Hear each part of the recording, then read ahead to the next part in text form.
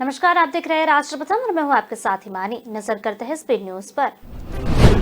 उत्तराखंड के सीएम धामी ने काशीपुर में प्रधानमंत्री आवास योजना के तहत 9 आवासीय योजना का शिलान्यास किया। इसके साथ ही सीएम धामी ने प्रधानमंत्री आवास योजना के तहत 7,700 परिवारों को मकान आवंटित किए। शिलान्यास और लोकार्पण का ये कार्यक्रम काशीपुर उत्तराष्ट्र के हिंट इंटर कॉलेज में आयोजित किया गया। उत्तराखंड में प्रधानमंत्री आवास योजना के तहत आवासों के निर्माण का कार्य बहुत तेजी से चल रहा है।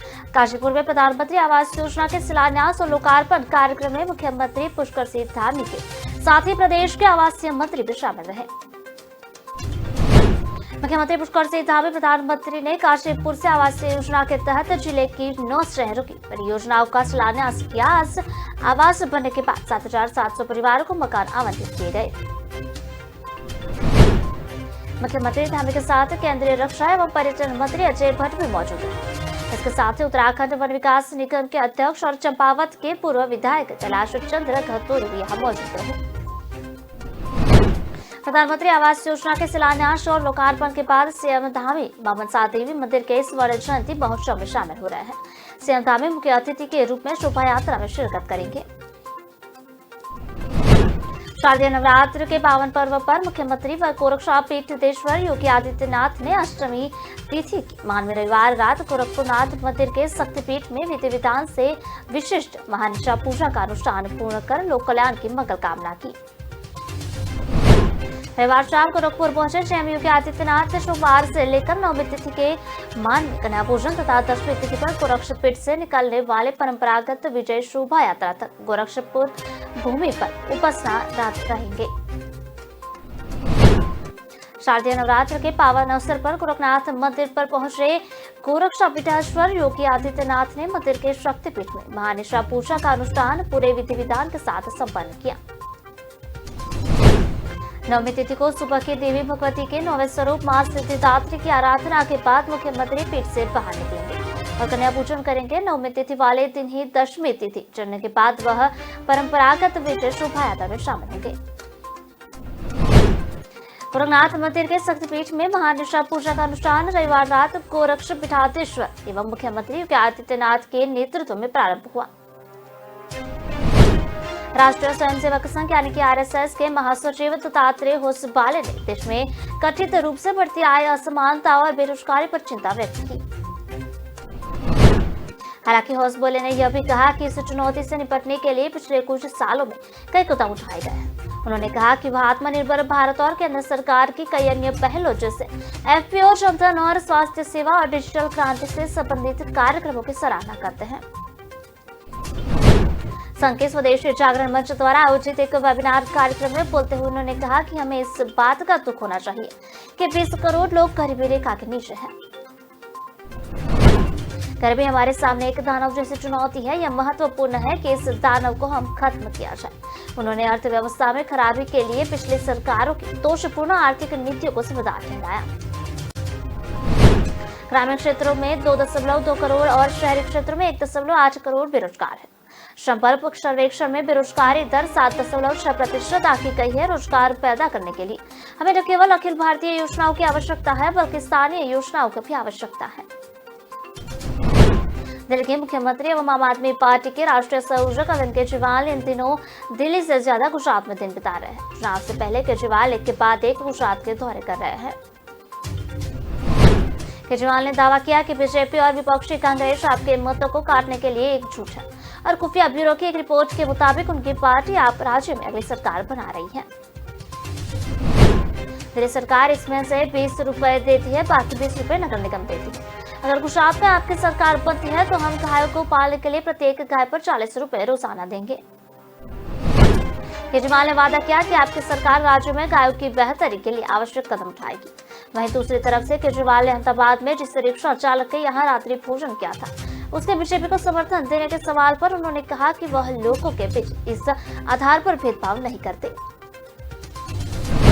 उन्होंने कहा कि वे चाहे कांग्रेस के हो या बीजेपी के, उन्होंने मुझे रात्रि भोज के लिए आमंत्रित किया था। मैं यह सोचे बिना कि वह किस पार्टी का समर्थन करता है, वे अपनी इच्छा से किसी भी पार्टी को मत दे सकते हैं।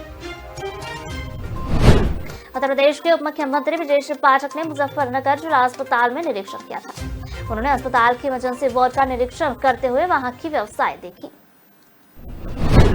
इसके बाद उन्होंने वार्ड का निरीक्षण किया था और अस्पताल परिसर में बैठे मरीजों के दीवारदारों से बातचीत कर वहां मिल रही सुविधाओं के बारे में भी जानकारी ली थी। उप मुख्यमंत्री ब्रजेश पाठक ने जिलाध्यक्ष ब्रजेश शुक्ला से बूथों पर हुए कार्यक्रम के तहत कार्यक्रमों की जानकारी ली थी। जिलाध्यक्ष ने बताया कि प्रधानमंत्री नरेंद्र मोदी के जन्म दिवस पर सभी बूथों पर 2 अक्टूबर तक कार्यक्रम आयोजित हुए थे। आज सभी कार्यकर्ता प्रधानमंत्री और मुख्यमंत्री की जन कल्याणकारी योजनाओं को जन जन तक पहुंचना काम करेंगे। इसके लिए कार्य योजना तैयार की जा रही है। चुनाव आयोग ने उपचुनाव की तारीख का ऐलान कर दिया है। बिहार की 2 विधानसभा सीटों पर 3 नवंबर को मतदान होगा, वहीं 6 नवंबर को नतीजे घोषित किए जाएंगे। मोकामा और गोपालगंज विधानसभा सीट पर 3 नवंबर को वोट डाले जाएंगे। 6 नवंबर को काउंटिंग के बाद परिणाम घोषित किए जाएंगे। नॉमिनेशन की अंतिम तारीख 14 अक्टूबर को है। बता दें कि जिन 6 राज्यों की 7 सीटों पर चुनाव होने हैं उनमें बिहार के मोकामा और गोपालगंज के अतिरिक्त उत्तर प्रदेश की गोला गोरखनाथ, हरियाणा का आदिमपुर, तेलंगाना का मुनुगोरे और ओडिशा का धर्मनगर है। सामाजिक कार्यकर्ता तेस्ता तलवार ने सवाल उठाते हुए कहा कि टारगेटेड हिंसा के मामले में देश के शायद ही कभी राज्य की जवाबदेही देखी हो। उन्होंने कहा कि ऐसे हिंसा को पीड़ित को अपराधियों की सजा सुनिश्चित करने में कठिनाइयों का सामना करना पड़ता है। तलवार ने कहा कि नतीजा क्या है, हमारे देश में राज्य की जवाबदेही विरले ही होती है। उन्होंने कहा कि गहरे ध्रुवीकरण के मुद्दे पर जनता के बीच काम करना आसान नहीं है और इस पर सोशल मीडिया का प्रभाव बहुत अधिक है। चुनावी रणनीतिकार प्रशांत किशोर ने महात्मा गांधी की जयंती के मौके पर बिहार के पश्चिम चंपारण जिले से जन स्वराज अभियान की शुरुआत कर दी है। बता दें कि इस अभियान के तहत प्रशांत किशोर 3500 किलोमीटर की पदयात्रा निकालेंगे। पदयात्रा के दौरान प्रशांत किशोर बिहार के हर पंचायत और प्रखंड में पहुंचने का प्रयास करेंगे। वहीं पटना से पश्चिम चंपारण के लिए निकले से पहले उन्होंने एक ट्वीट भी किया। उन्होंने लिखा कि देश के सबसे गरीब और पिछड़े राज्य बिहार में व्यवस्था परिवर्तन का दृढ़ संकल्प है।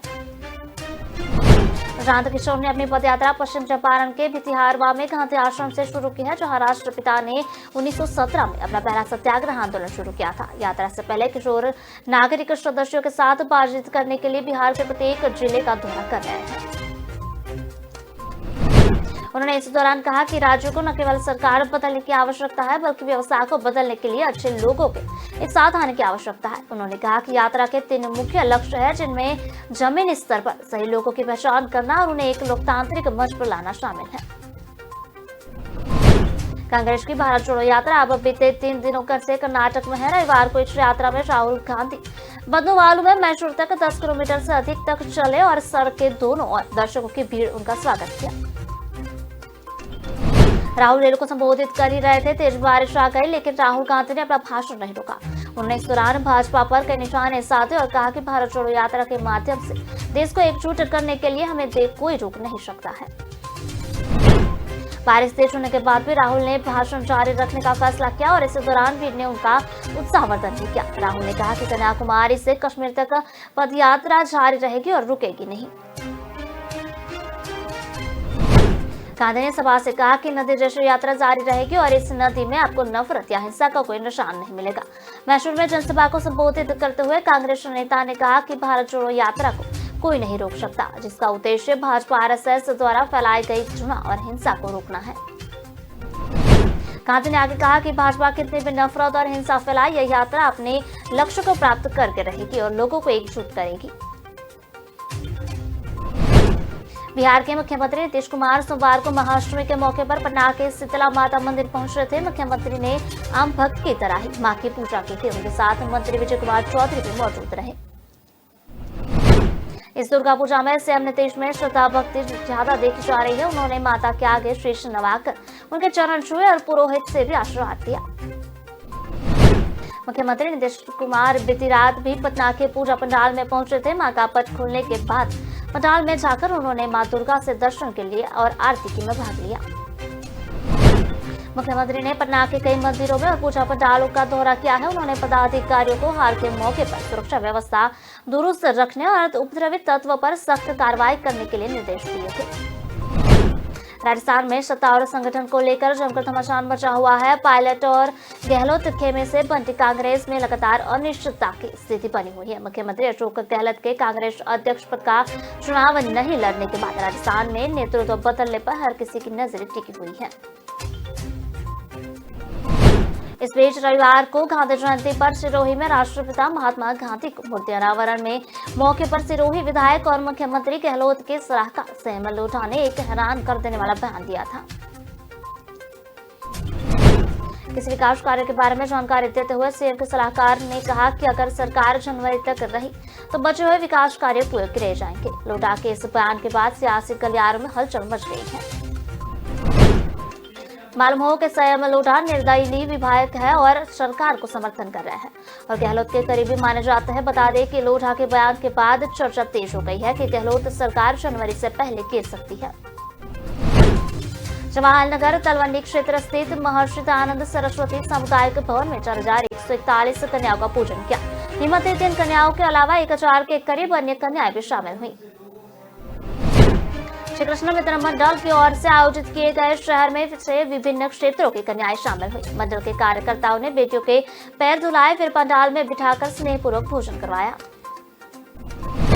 शहर के विभिन्न क्षेत्रों में कच्ची बस्तियों से बेटियों को लगाया गया है। पंडाल में कार्यकर्ताओं ने चौकियों पर थाली सजाकर भोजन परोसा और मनुहार की। भोजन के बाद बेटियों का पूजन किया और पान खिलाकर श्रद्धानुसार भेंट देकर चप्पल पहनाई।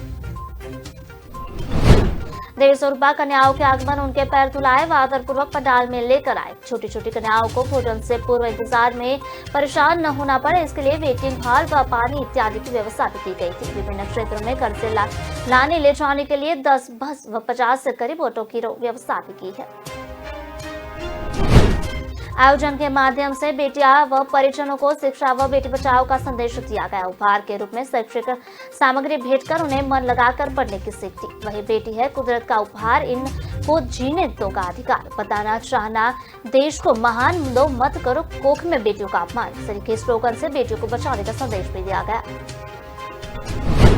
पंजाब पुलिस ने रविवार को चमकौर साहिब इलाके में से 2 लोगों की गिरफ्तारी के साथ पाकिस्तानी खुफिया एजेंसी आईएसआई समर्थित आतंकी मॉड्यूल का पर्दाफाश करने का दावा किया है। बताया गया है कि ये लोग ड्रोन के जरिए सीमा पार से हथियार मांगते थे और उन्हें सप्लाई करते थे। गिरफ्तार लोगों की पहचान मोगा के गांव चांद नवा निवासी विजय सिंह उर्फ गगनौर, गांव खंजे गुलाब सिंह वाला के निवासी रणजोत सिंह उर्फ ज्योति के रूप में हुई है।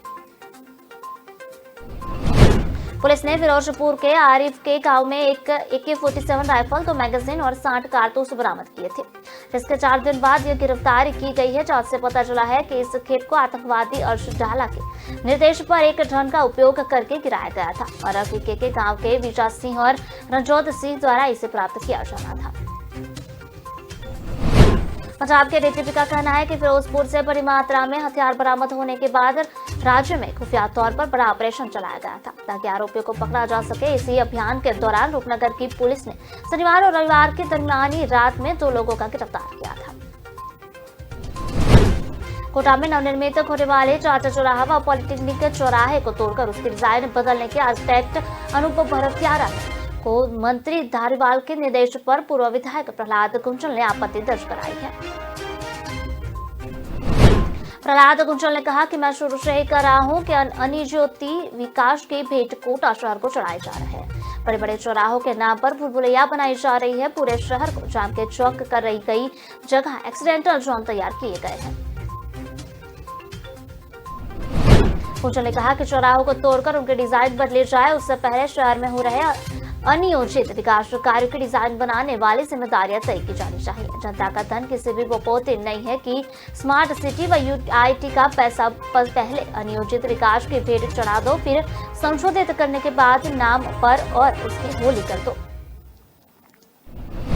उन्होंने कहा है कि पहले गलत डिजाइन बनाने वालों सहित जिम्मेदार लोगों की जिम्मेदारी तय करो कि विकास गलत डिजाइन के कारण पैसों का गलत इस्तेमाल हुआ, इसके खिलाफ कार्रवाई हो, उसके बाद ही सरकार इन्हें तोड़कर दोबारा पैसा खर्च करने की योजना बनाए। अजमेर के एक रात में 500 मीटर दो घरों में लूट और लूट की कोशिश का मामला सामने आया है। लूट की कोशिश में एक बिल्डर के घर में की गई है। वहीं एक चर्च के घर में चोरी करने को चोर कामयाब हो गए। सुबह जब चौकीदार घर पर पहुंचा तो उसे ताला टूटा हुआ मिला, जिसकी सूचना उसने चर्च के रिश्तेदारों को दी है।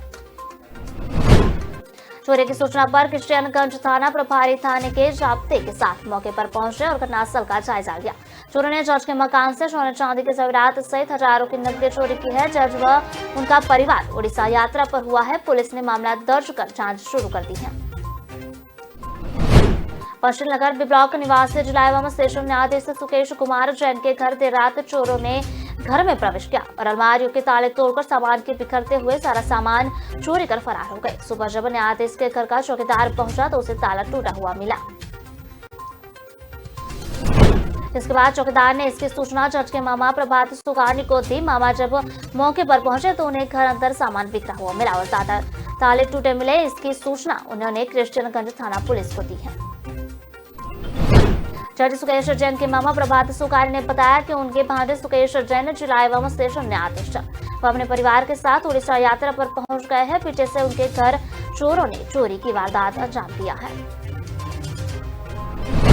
उत्तराखंड के सीएम धामी ने काशीपुर में प्रधानमंत्री आवास योजना के तहत 9 आवासीय योजना का शिलान्यास किया। इसके साथ ही सीएम धामी ने प्रधानमंत्री आवास योजना के तहत 7,700 परिवार को मकान आवंटित किए। शिलान्यास और लोकार्पण के ये कार्यक्रम काशीपुर में उदयराज हिंट इंटर कॉलेज में आयोजित किया गया है। उत्तराखंड में प्रधानमंत्री आवास योजना के तहत आवासों के निर्माण का कार्य बहुत तेजी से चल रहा है। काशीपुर में प्रधानमंत्री आवास योजना शिलान्यास और लोकार्पण कार्यक्रम में मुख्यमंत्री पुष्कर सिंह धामी के साथ प्रदेश के आवासीय मंत्री भी शामिल है। पूरे प्रदेश भर में प्रधानमंत्री आवास योजना के तहत 17,000 से अधिक आवासों का निर्माण किया जा रहा है।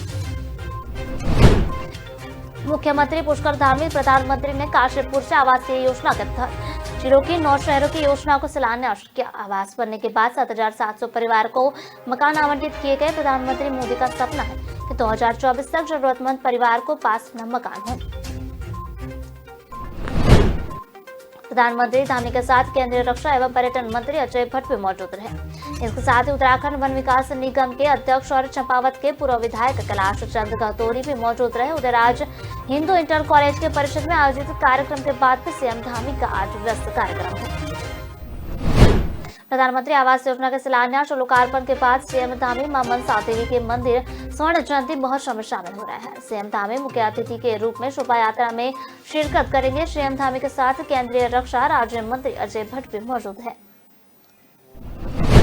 शारदीय नवरात्र के पावन पर्व पर मुख्यमंत्री व गोरक्ष पीठाधीश्वर योगी आदित्यनाथ ने अष्टमी तिथि के मान में रविवार रात को गोरखनाथ मंदिर के शक्तिपीठ में विधि विधान के साथ विशिष्ट महानिशा पूजा का अनुष्ठान पूर्ण कर लोक कल्याण की मंगल कामना की। रविवार शाम गोरखपुर पहुंचे सीएम योगी आदित्यनाथ सोमवार से लेकर 9वीं तिथि के मान में कन्या पूजन तथा 10वीं तिथि पर गोरक्ष पीठ से निकलने के वाले परंपरागत विजय शोभा यात्रा तक गोरक्ष भूमि पर उपासनारत हो जाएंगे। शारदीय नवरात्र के पावन अवसर पर गोरखनाथ मंदिर पहुंचे गोरक्ष पीठाधीश्वर योगी आदित्यनाथ ने मंदिर के शक्तिपीठ में महानिशा पूजा का अनुष्ठान पूरे विधि विधान से संपन्न किया। हवन कर उन्होंने आदि शक्ति से लोक कल्याण की मंगल कामना की। 9वीं तिथि की सुबह देवी भगवती के 9वें रूप स्वरूप मस्जिद यात्री की आराधना के बाद मुख्यमंत्री पीठ से बाहर निकलेंगे और कन्या पूजन करेंगे। 9वीं तिथि वाले दिन ही 10वीं तिथि चढ़ने के बाद वह परंपरागत विजय शोभा यात्रा में शामिल होंगे। गोरखनाथ मंदिर में शक्तिपीठ में महानिशा पूजा का अनुष्ठान रविवार रात गोरक्ष पीठाधीश्वर एवं मुख्यमंत्री योगी आदित्यनाथ के नेतृत्व में प्रारंभ हुआ। रविवार रात महानिशा पूजा से पूर्व सप्तमी तिथि में मान में मां दुर्गा के सप्त स्वरूप का काली रात्रि की सुबह व शाम के सत्र में विधि विधान से पूजा हुई। सुबह के सत्र में पूजन अनुष्ठान गोरखनाथ मंदिर के प्रधान पुजारी योगी कमलनाथ ने किया। राष्ट्रीय स्वयंसेवक संघ के महासचिव दत्तात्रेय ओसवाले ने देश में कथित रूप से बढ़ती आय असमानता और बेरोजगारी पर चिंता व्यक्त की है। आरएसएस के महासचिव ने कहा कि गरीबी हमारे सामने दानव जैसी चुनौती के रूप में सामने आ रही है। हालांकि ओसवाले ने यह भी कहा है कि इस चुनौती से निपटने के लिए पिछले कुछ सालों में कई कदम उठाए गए।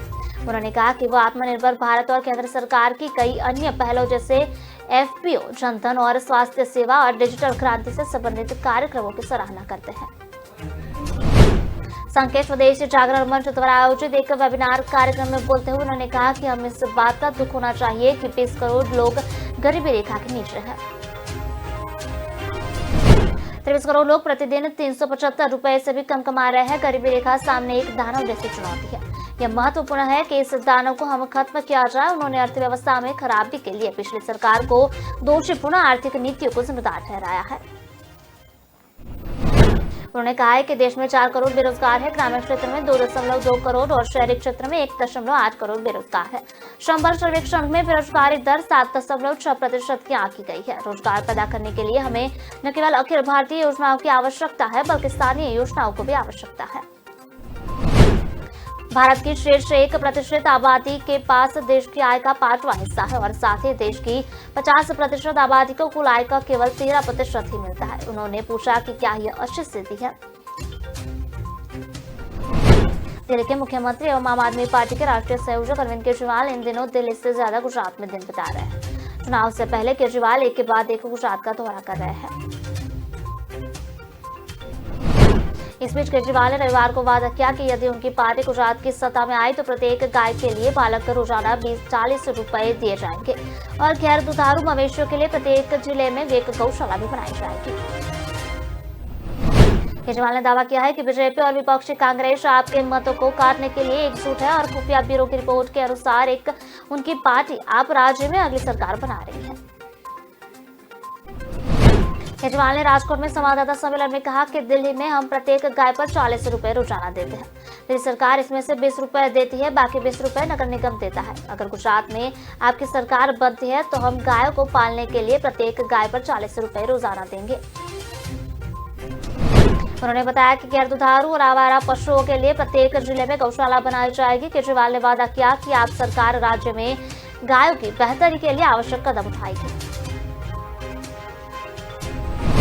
वहीं दूसरी तरफ केजरीवाल ने अहमदाबाद में जिस रिक्शा चालक के यहाँ रात्रि भोज किया था उसके बीजेपी का समर्थन देने के सवाल पर उन्होंने कहा कि वह लोगों के बीच इस आधार पर भेदभाव नहीं करते हैं। उन्होंने कहा कि चाहे कांग्रेस के हो या बीजेपी के, उन्होंने मुझे रात्रि भोज के लिए आमंत्रित किया था। मैं यह सोचे बिना कि वह किस पार्टी का समर्थन करता है, वे अपनी इच्छा से किसी भी पार्टी को मत दे सकते हैं। उत्तर प्रदेश के उप मुख्यमंत्री ब्रजेश पाठक ने मुजफ्फरनगर जिला अस्पताल में निरीक्षण किया था। उन्होंने अस्पताल की इमरजेंसी वार्ड का निरीक्षण करते हुए वहां की व्यवस्थाएं देखी। इसके बाद उन्होंने वार्ड का निरीक्षण किया था और अस्पताल परिसर में बैठे मरीजों को तीमारदारों से बातचीत कर वहां मिल रही सुविधाओं के बारे में भी जानकारी ली थी। उप मुख्यमंत्री ब्रजेश पाठक ने जिला अध्यक्ष विजया शुक्ला से बूथों पर हुए कार्यक्रम के तहत कार्यक्रमों में जानकारी ली थी। जिलाध्यक्ष ने बताया कि प्रधानमंत्री नरेंद्र मोदी के जन्मदिवस पर सभी बूथों पर 2 अक्टूबर तक कार्यक्रम आयोजित हुए थे। अब सभी कार्यकर्ता प्रधानमंत्री और मुख्यमंत्री की जन कल्याणकारी योजनाओं को जन जन तक पहुंचाना काम करेंगे। इसके लिए कार्य योजना तैयार की जा रही है। राज्य मंत्री कपिल देव अग्रवाल भी उप मुख्यमंत्री से बातचीत की थी। भाजपा आरसीए चेयरमैन व कांग्रेस नेता वैभव गहलोत का 12वीं रोड चौराहे पर पुतला फूंकने ही वाली थी कि कुछ कांग्रेस के कार्यकर्ता उसे लेकर भाग गए। जोधपुर के बरकतुल्लाह खां स्टेडियम में पिछले 3 दिन से लेजेंड क्रिकेट कप का आयोजन हो रहा है। इनके मैच के लिए फ्री पास भी दिए गए हैं, लेकिन यह पास केवल कांग्रेस विधायक कांग्रेस जिलाध्यक्ष को दिए गए हैं। कांग्रेस भाजपा सभी जनप्रतिनिधियों को समान रूप से पास वितरित किए जाए, यह अच्छी राजनीति है। उन्होंने राज्य सरकार से जांच की भी मांग की है और जोधपुर में मिलकर कार्यक्रम के आयोजन की स्वस्थ परंपरा रही है। उन्होंने कहा है कि स्टेडियम में पानी की बोतल 100 रुपए की और कचौरी 60 रुपए की मिलेगी तो भाजपा कार्यकर्ता चुप नहीं बैठेंगे। प्रशासन शुरू से भाजपा कार्यकर्ताओं के खिलाफ दोहरा रवैया अपनाया रहा है। जोशी ने कहा कि शांतिपूर्ण प्रदर्शन करने के बावजूद कांग्रेस कार्यकर्ता पुतला लेकर भाग गए, जो निंदनीय है। इस अवसर पर महापौर वनिता सेठ, संगीता सोलंकी, जिला महामंत्री महेंद्र मेघवाल, डॉक्टर करणी सिंह खेशी, उप महापौर किशन लड्ढा, नेता प्रतिपक्ष लक्ष्मी नारायण सोलंकी, भाजयुमो जिला अध्यक्ष गौरव जैन सहित बड़ी संख्या में भाजपा व भाजयुमो कार्यकर्ता मौजूद थे। फिलहाल स्पीड न्यूज में बस इतना ही। विस्तार से खबरें पढ़ने के लिए आप हमारी वेबसाइट का भी प्रयोग कर सकते हैं। हमारी वेब का पता है www.kalamkartavya.com। हमारी कलम ही हमारा कर्तव्य है। इसी उद्देश्य के साथ आप खबरों को राष्ट्रप्रथम के साथ देखते रहिए। नमस्कार।